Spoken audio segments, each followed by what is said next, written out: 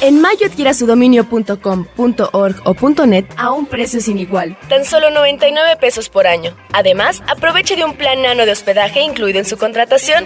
Suempresa.com, líder de web hosting en México.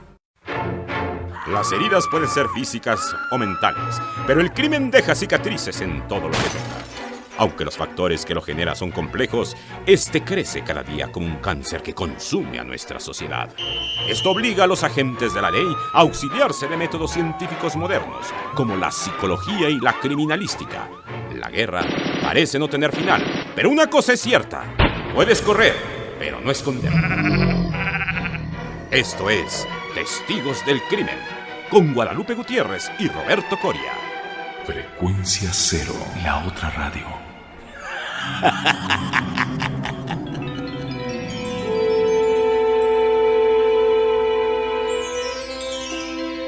Y bueno, estamos aquí en una emisión más de Testigos del Crimen.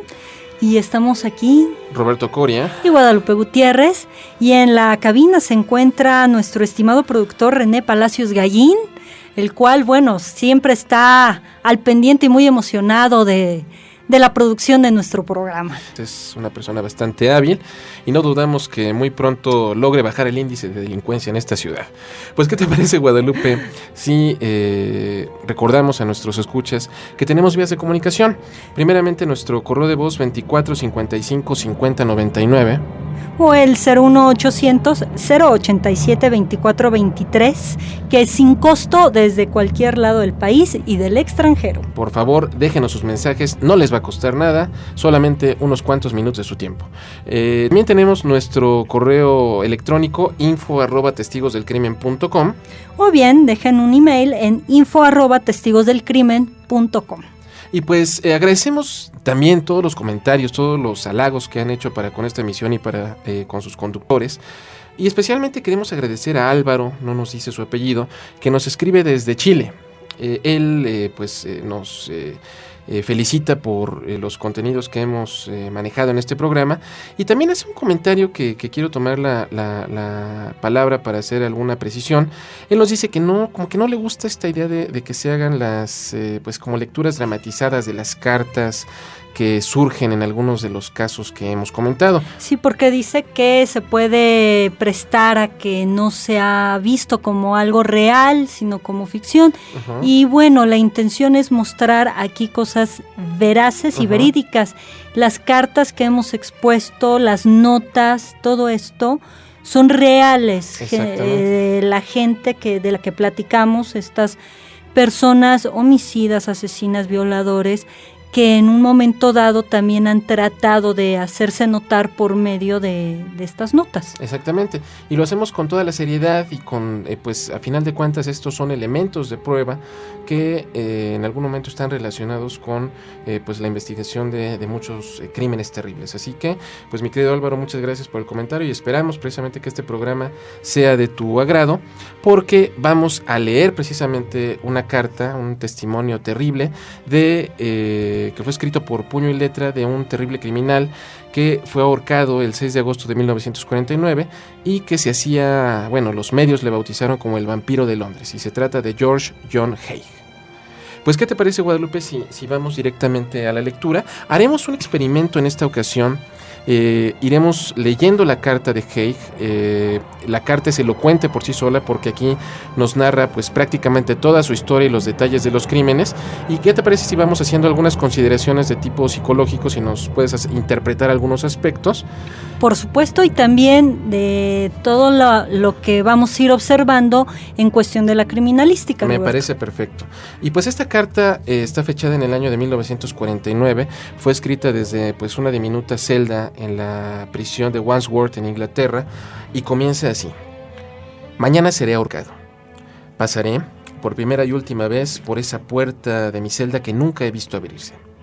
Hay dos en ella. La otra sirve a los guardianes cuando vienen a visitarme. Pero sé que por la segunda puerta, esa que está siempre cerrada, es arrastrado el hombre destinado a la ejecución. En verdad, es el umbral del más allá.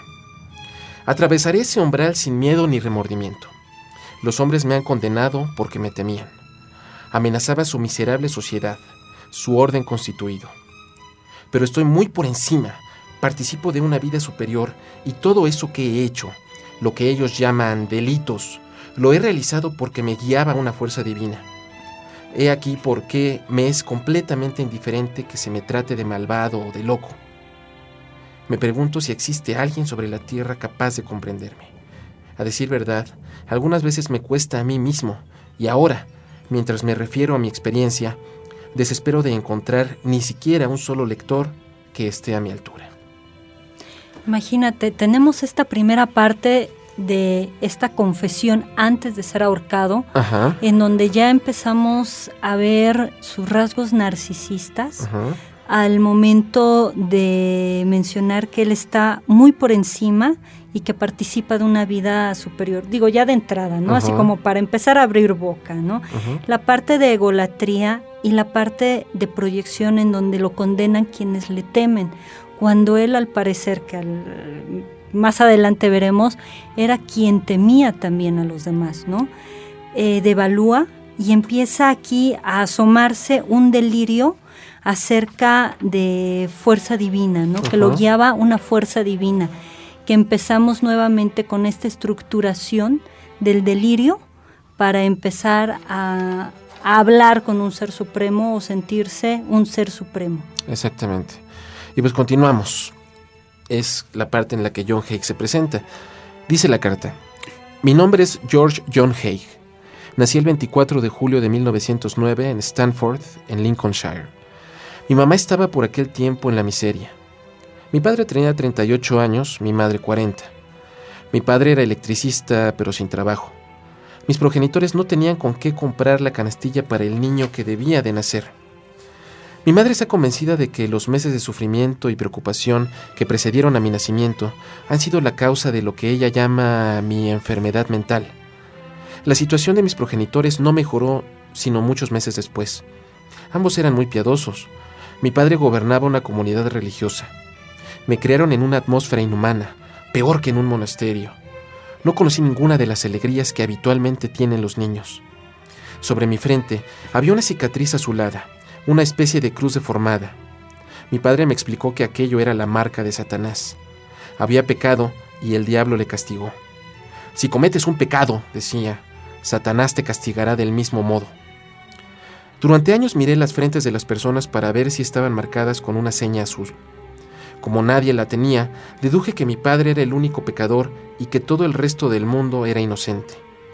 Cada noche hacía mi examen de conciencia. Si tenía algo que reprocharme, con extremo temor, me acercaba al espejo para ver si había aparecido la marca en mi frente. Fui a la escuela hasta los 17 años. Formé parte del coro de la Catedral de Wakefield. El domingo me levantaba a las 5 para asistir al primer servicio. Permanecía en la iglesia el día entero, hasta las ceremonias de la noche. Al volver a casa, encontraba a mis progenitores orando y me unía a ellos. A causa de lo extraño de esta vida, los niños de mi edad no me querían. Sin embargo, yo estaba siempre dispuesto a ayudar a mi prójimo. Adoraba a los animales. Debo mi sustento a los perros vagabundos. Amaba también a los conejos y a los pájaros. En 1927, a los 18 años, sentí irresistiblemente la necesidad de expresar el misticismo religioso que me colmaba.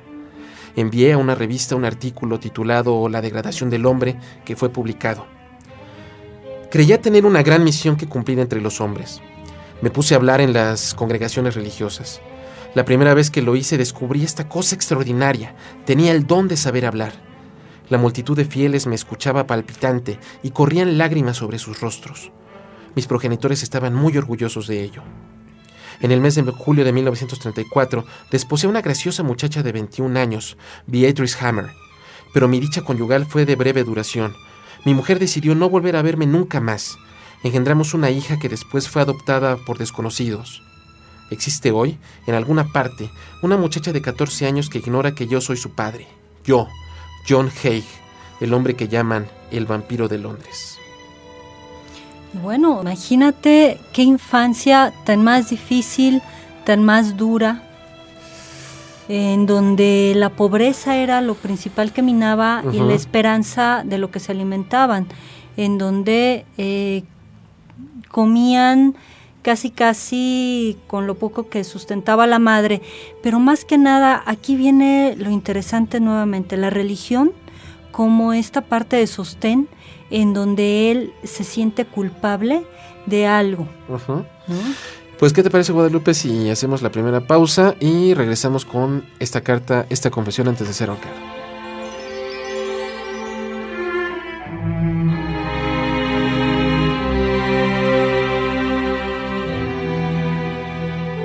Si quieres descubrir al asesino, quédate con los testigos del crimen. Buenos Aires, Jerusalén, Kabul, Islamabad, Bangkok, Yakarta, Beijing. Porque a través del conocimiento y la comprensión de los problemas de otros países, podemos encontrar la solución a los del nuestro. Atrévete a cruzar los límites, a romper barreras, a derribar obstáculos. Atrévete a ir más allá de las fronteras. www.másalladelasfronteras.com. Una mirada al acontecer internacional. Frecuencia Cero, la otra radio. La música independiente se manifiesta en Rebelión, un podcast que alimenta tus oídos en www.frecuenciacero.com.mx. Atrévete a sonar. Continúa descubriendo pistas con los testigos del crimen.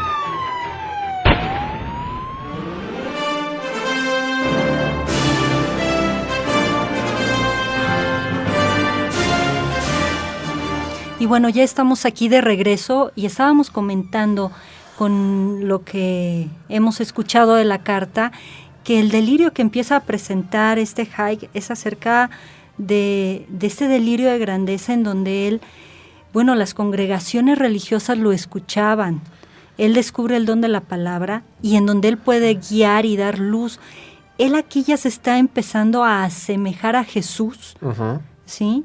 Y además con todos estos sacrificios y esto que dice de la frente y de la marca que tenía, bueno, estamos hablando como esta marca de un super yo punitivo, de un super yo también muy primitivo en donde lo castigaba y en donde tenía que hacerlo mejor. Por eso se está asemejando también a Jesús, imagínate, ¿no? Perfecto. Pues, ¿qué te parece si continuamos la lectura? Por supuesto. Y bueno, menciona... Gran Bretaña estaba en guerra. Encontré empleo en la defensa pasiva. Fueron los horrores de los grandes bombardeos sobre Inglaterra lo que me hizo abandonar la idea de un Dios justo y amoroso. Estaba un día en un puesto de guardia con una enfermera de la Cruz Roja, cuando las sirenas comenzaron a aullar. Aún no habían concluido cuando las bombas comenzaron a caer sobre la ciudad. La enfermera y yo salimos corriendo para alcanzar el refugio. De repente, un silbido terrible. Me arrojé bajo un portón. Cuando me levanté, herido, una cabeza rodó a mis pies. Era la de mi compañera, que un momento antes estaba tan alegre y hermosa. ¿Cómo Dios había podido consentir este horror? Ahora no creo más en Dios, sino en una fuerza superior que nos impulsa a obrar y dirige misteriosamente nuestro destino, ignorante del bien y del mal. La primera persona que maté fue William Donald McSwan. Después maté a su padre y a su madre. La manera como conocí a Swan no tiene en sí nada de misteriosa. Él era propietario de una sala de juego en Tooting, en los alrededores de Londres. Una tarde del otoño de 1944, encontré a Swan en un café de Kensington. Estaba preocupado. Temía que lo llamaran a las armas y me confió su intención de esconderse para evitar el servicio militar. Desde aquella vez lo volví a ver con frecuencia. Me llevó, además, a casa de sus padres. Una noche le propuse visitar mi departamento y en el sótano, mi laboratorio, en Gloucester Road número 79. El joven Swan accedió.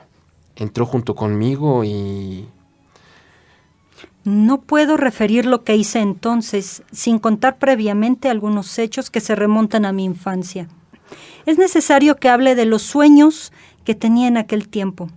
El primer sueño del cual me acuerdo con precisión se remonta a la época en que formaba parte del coro de la Catedral de Wakefield. De noche, en la cama, cerraba los ojos y volvía a ver el Cristo torturado sobre la cruz. Miraba el crucifijo en la iglesia y a veces veía la cabeza coronada de espinas, a veces el cuerpo entero de Cristo, de cuyas heridas brotaba copiosamente la sangre.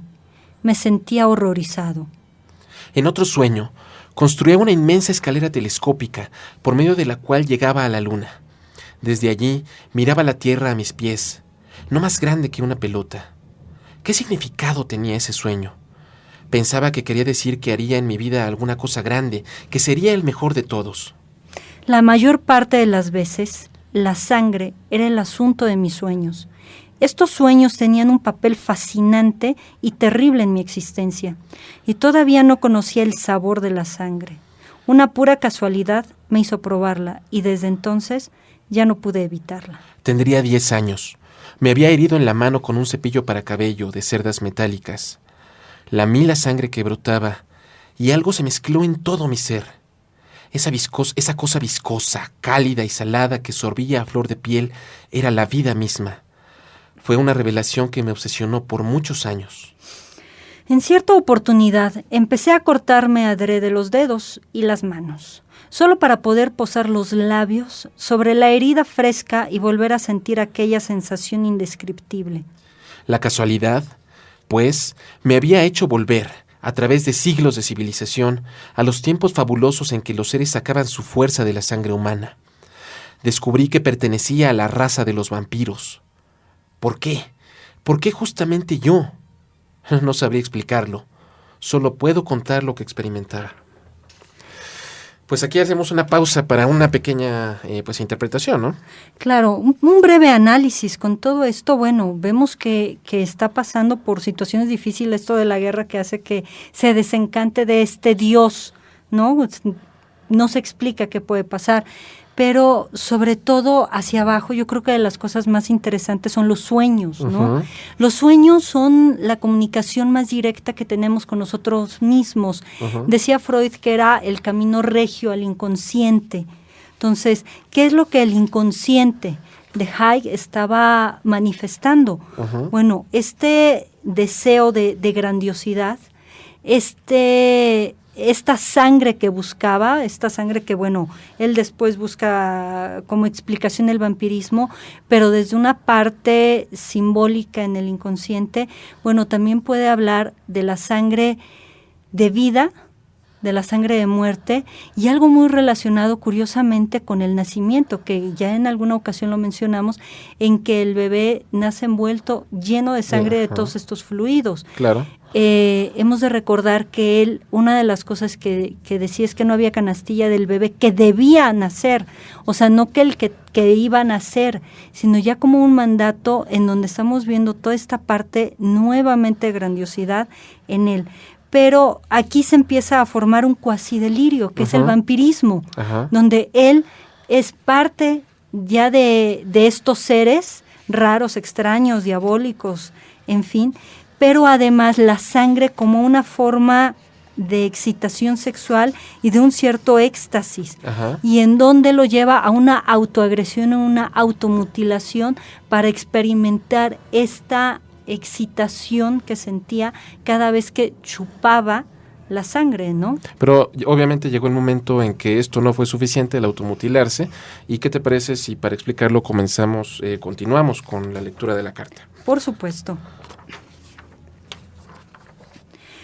¿Comprenden ahora lo que pudo sucederle al joven Swan cuando se encontró a solas conmigo en aquella tarde de otoño? Lo desmayé con la pata de una mesa o con un pedazo de caño, ya no lo recuerdo exactamente. Y después le corté la garganta con un cortapluma. Procuré beber su sangre, pero no era nada fácil. Aún no sabía bien qué sistema usar. Le tuve sobre el lavamanos y traté de recoger de algún modo el líquido rojo. Al fin, me parece que resolví sorberlo directamente de la herida, con un sentimiento de profunda satisfacción.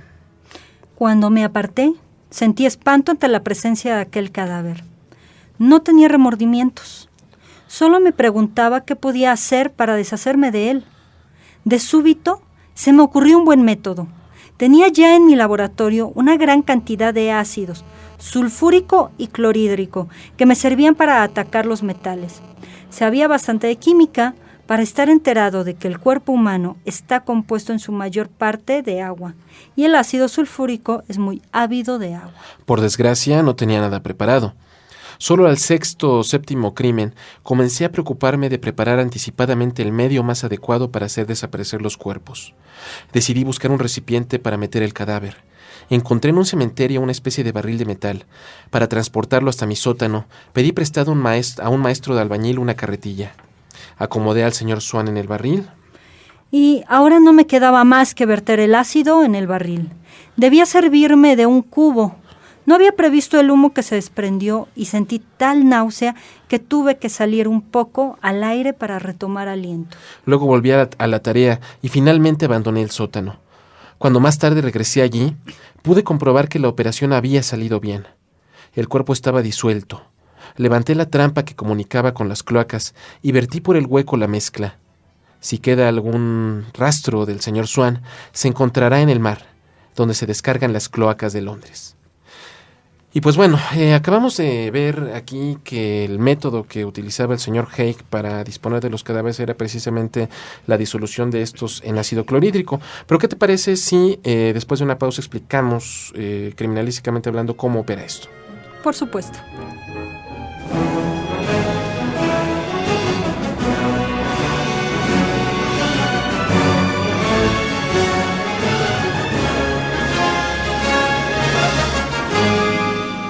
Si quieres descubrir al asesino, quédate con los testigos del crimen.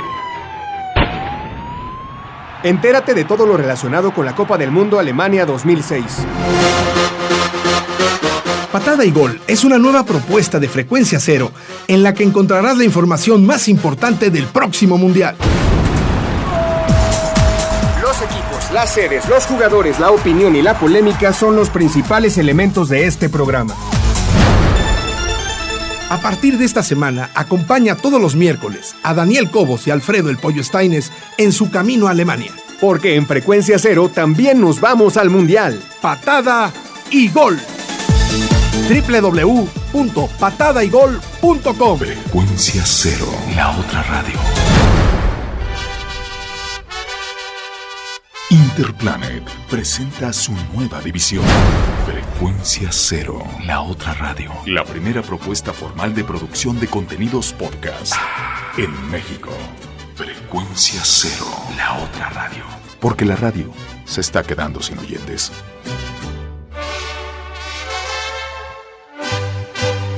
Continúa descubriendo pistas con los testigos del crimen.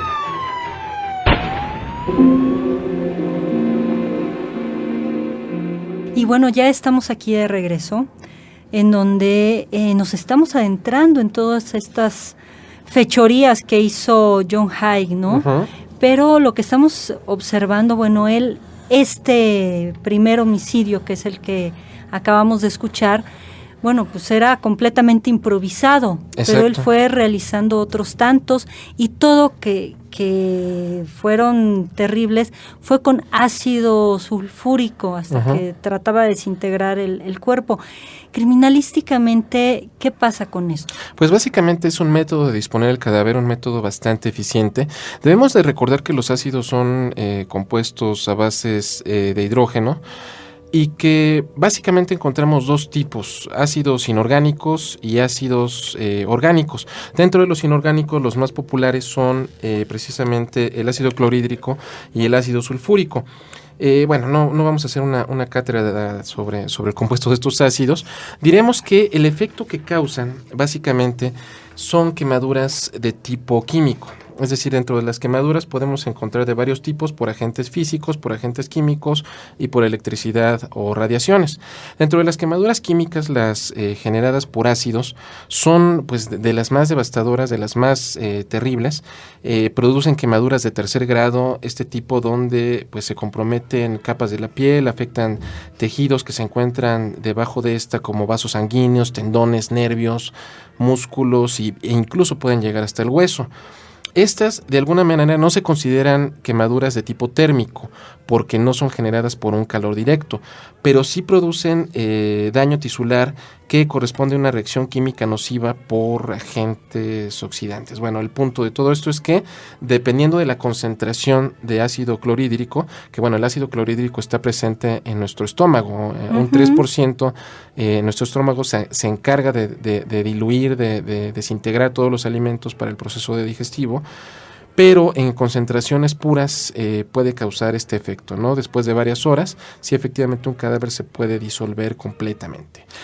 Pueden tener una idea aquellos que tengan gastritis o úlceras, precisamente lo que va minando en las paredes del estómago es el ácido clorhídrico. Efectivamente.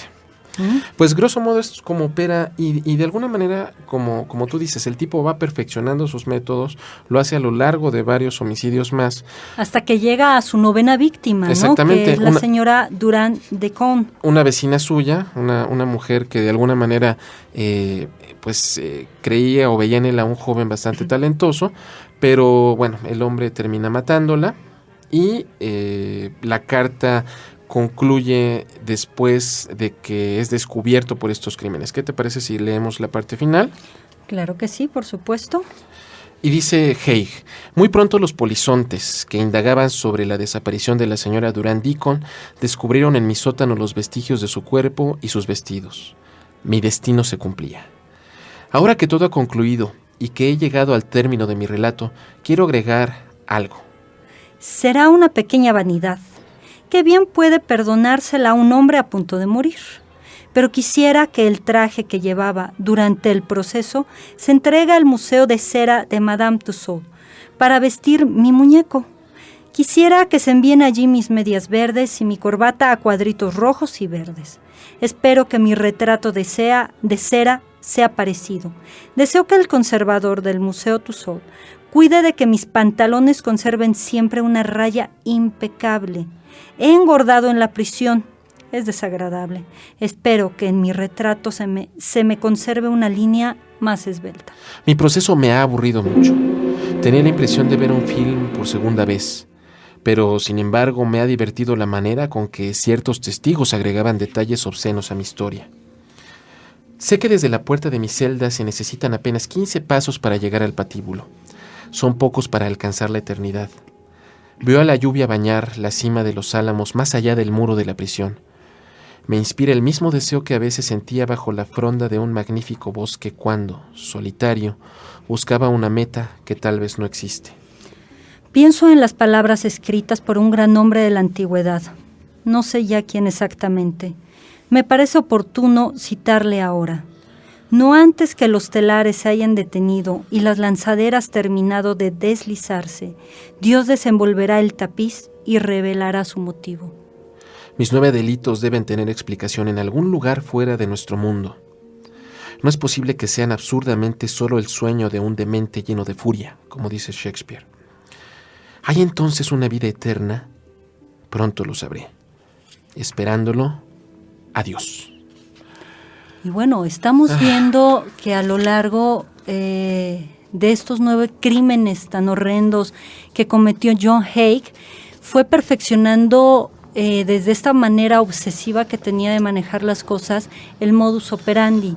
Sin embargo, psíquicamente se veía cada vez más desestructurado y desorganizado, tal grado que en algún momento llegó a comprar el ácido con su propio nombre, ¿no? Exacto. Como una forma de retar a la autoridad, y vemos nuevamente este delirio mesiánico que lo acompañó desde que era pequeño hasta el día de su muerte, en donde, bueno, irónicamente, hasta podemos considerarlo como chiste, el que ya él haya previsto hacer un muñeco de cera de sí mismo, ¿no? De alguna manera el sujeto buscaba trascender, buscaba la vida eterna, y pues finalmente lo consiguió de alguna manera en la memoria de estos crímenes terribles, y pues en un testimonio, quien visite Londres y vaya al Museo de Cera de Madame Tussauds podrá ver la infame figura de John George Haig, el vampiro de Londres. O sea, además se le hizo, ¿no? Pues, ¿qué te parece, Guadalupe, si cerramos por el momento este expediente? La carta íntegra de los crímenes de John Haig estará disponible desde este momento en nuestra página web www.testigosdelcrimen.com. Ahí podrán leer con lujo de detalle todo lo que escribió este hombre y pues vaya... Dejarnos comentarios también, ¿no? Exacto, ¿Qué piensan? ¿Qué opinan? ¿Qué qué analizan acerca de sus palabras, de lo que él dice, ¿no? Para complementar todo esto que hemos platicado. Lo cierto es que efectivamente la realidad puede superar a la ficción. Pues nos despedimos por esta ocasión. Gracias por haber estado con nosotros y estuvimos en esta mesa Guadalupe Gutiérrez y Roberto Coria, testigos del crimen.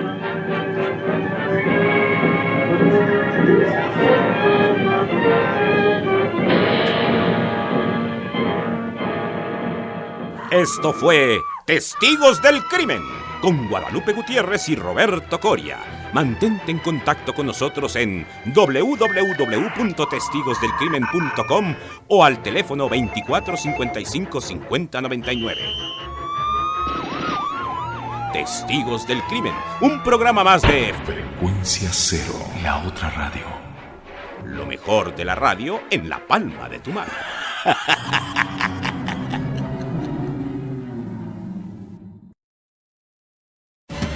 Durante todo el mes de mayo en suempresa.com, aproveche a registrar su dominio .com, .org o .net a tan solo 99 pesos por año. Un precio inigualable. Internet se ha convertido en la fuente de información más poderosa de nuestros tiempos. No deje que su negocio se quede fuera de la jugada. Contrate su servicio con suempresa.com y disfrute de la experiencia de poner a su negocio en línea de manera rápida, sencilla y a bajo costo. Registre su dominio y reciba un plan anual de hospedaje. Este le brindará todas las herramientas que usted necesita para comenzar con el pie derecho. 20 megabytes de espacio en disco duro, su propio correo electrónico, estadísticas y Webmaker Live son solo algunos de los recursos incluidos en su plan. No importa el tamaño de su negocio, lo importante es que le encuentren. Aumente sus ventas desde ya con su propio sitio web. Registrarlo es muy sencillo. Tan solo ingrese la dirección que desea en el recuadro de consulta, elija entre .com, .org o .net para aprovechar esta promoción y listo. Siga unos sencillos pasos. Con suempresa.com, su negocio en la red hoy mismo. Suempresa.com,